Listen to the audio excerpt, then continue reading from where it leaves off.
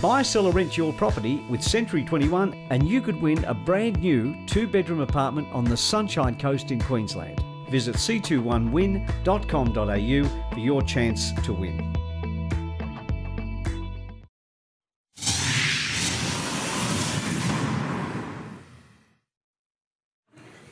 Welcome back to Your Property Empire. Well, joining me on the show tonight is Kylie Davis from CoreLogic, and we've just been joined by Charles Tarbey, CEO of Century 21 Australasia. Now, Kylie, we were talking about all the information that you guys produced before. Tell us about big data and how it relates to property. So big data is the way that you've got property information about every single property in the country, and then over the top of that you start to overlay insights into the people who live in those properties, and then from that you can overlay what they're going to do, understand what they're going to do next, what they've been doing, and from there you can start to get some predictive analysis on what are they going to do next. And so what kind of stuff are you trying to extract from this information? So what we're trying to do is help real estate agents understand who is more likely to list and why they're more likely to list. So understanding the behaviour that things like have they recently had a baby, are they looking to be moving up a bit into a larger property, have they recently been divorced, and we can see that through behaviour like shopping patterns or spending habits, and there's a whole pile of insights that you can see that start to identify, flush out what people are doing. They're getting pretty clever these days, aren't they, Charles? Well, they've been doing that with housing loans for a while, CoreLogic. You've been predicting that, and you're on selling the data that you have to various banks or institutions. So it's great to see it extending to the real estate industry. We've had to do it, obviously, in our own way. When you go out to somebody's property for a market opinion, you check if it's a husband and wife living there, but they're using 2 bedrooms. You've got an idea of the motivation. It's a really strange way, but where you drive up and down the street, and you can generally see 9 times out of 10 which properties are tenanted because they're not as well maintained as those that are owned by people. So you're able to predict it in the same manner, but obviously this is now using technology to do it, but certainly something that we in the industry would have done plenty of times in terms of trying to understand what people's thoughts are for their future. But I guess there's so much information now. What do they know about you? Oh, exactly. I can just send you some. I'm sure you can tell me a few stories. Add it out. But I guess for the buyers, then there's all these apps that they can tell all the information.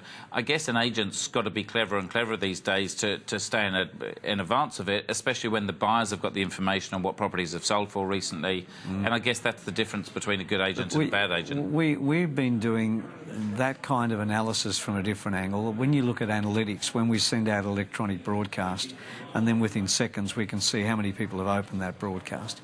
We can see how deeply they've gone into that broadcast. We can see how many times they've opened that broadcast. Well, it's pretty clear to the agent, if somebody's opened that broadcast 5 or 6 times, it's time to give them a call, because they're looking at it. So that sort of predicting the next move has been out there for a while, but a lot of people don't use it. A lot of agents haven't used it. But that type of analysis of a property through an electronic broadcast has been there for a while. And they're also people that you've already got a relationship with as a real estate agent. They're in the system, yeah. But if what the stuff that we're looking at now is actually the people who aren't inside your database. So that really cold calling, how do you work out who you should, out of 100 people who are not inside your database, who should you pull out first? The issue, and I think that's fantastic, and I always admire CoreLogic for their forward thinking.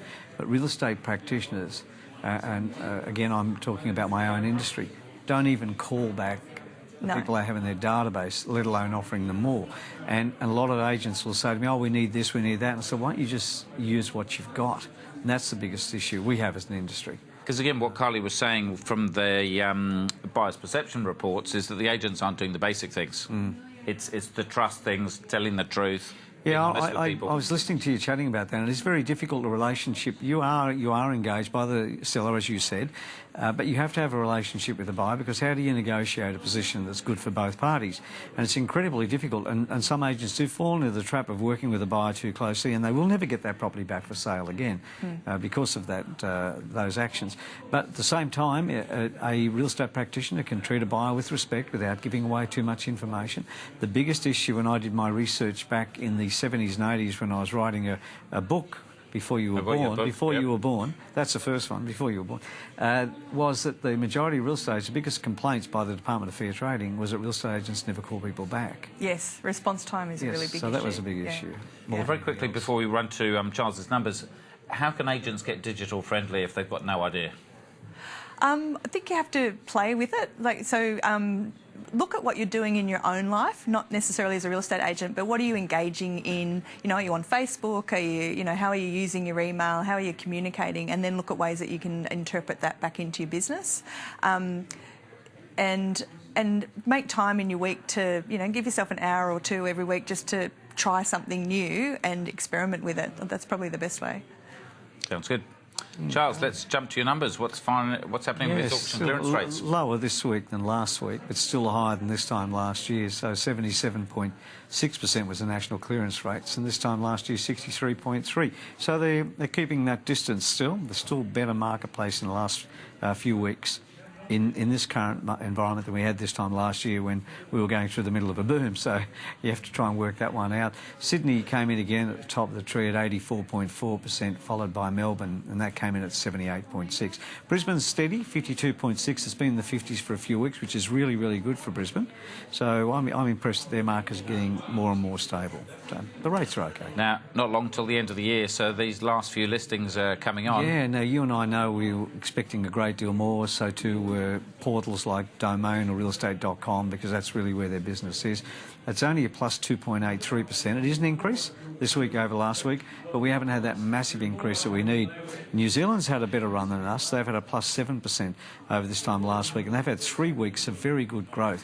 But in Australia, it hasn't been the same, so we still need much, much more in stock for it to And work. given the campaigns are about 4 or 5 weeks long, it's really the next couple of weeks that's If we going don't to see tell. stock coming in now in the next few weeks, it's going to be, again, a really tight marketplace coming into the new year. And so I don't think it'll... If we don't get the stock, the market will continue to be in a frenzy mode, if you like. Yeah, In certain parts. And so that's going to then just bring the, I guess, the encouragement and the growth into January next year. So we could be in for yet another positive year, which I know scares you at times. It does. Interest rates. Keep an eye on the interest rates. They may be talking down, but I still feel uncomfortable about the change that they can go through just like that. OK, what's happening with rents? They're actually not too bad. There's an increase of 0.24% over this time last week, which was exactly the same increase over the week before. So we're plus 1.68% for the year to date in rates. The best performer was Hobart. They had a 1.4% increase in their rents, and Darwin was the worst at negative 0.73%. So, but they're the mining town issues, and they're struggling as well. Same as you'll see with the vacancy rates. Can we talk about those? Far away, Charles. Oh, you great. lead the show. Thanks very much. So what a great performance from Sydney. 0.84% vacancy rates, which is the lowest I've seen it since the 4 years you and I have been talking. We only talk on the show, of course. And the Melbourne market at 2.85%, but Perth went over 10% last week. It's back to 9.41. So the average of those three, 4.366, pretty good. But Perth, I'd like to see some recovery, see that back down in the 6s and 7s as soon as possible. It's impacting very much. Wonderful. Thank you. Now, I know you haven't got a crystal ball and you're not an analyst or anything like that, but what are your thoughts, or within CoreLogic, the thoughts as to 2017 for the property market? Nice, easy question. Nice, easy question. Well, depending on supply, if the supply remains tight, then we're going to see prices continue to trend upwards. And I think what we're starting to see a little bit in Sydney now, especially, is because there's this anxiety around, can I buy something? Will there be anything that I want to buy? That we're starting to see people buying first and then selling, because they know that when they, but it's that worry about getting the property of their dreams and trying to nail that first. It's kind of chicken and egg, isn't it? Yeah. So that's kind of a little bit upside down to what you're told you're supposed to do. Carl Davis from CoreLogic, thanks for joining us. We'll see you again next year as well. Thanks. Charles Tarbey, it's always a pleasure. Thank you, Good to mate. see you. Thanks for joining us at home. We'll be back again next week. Until then, I'm Chris Gray. Good night. The information featured in this program is general in nature and therefore should not be relied upon. Guests appearing on the program may have commercial arrangements with some of the companies mentioned. Before making any investment, insurance or financial planning decisions, you should consult a licensed professional who can advise whether your decision is appropriate for you.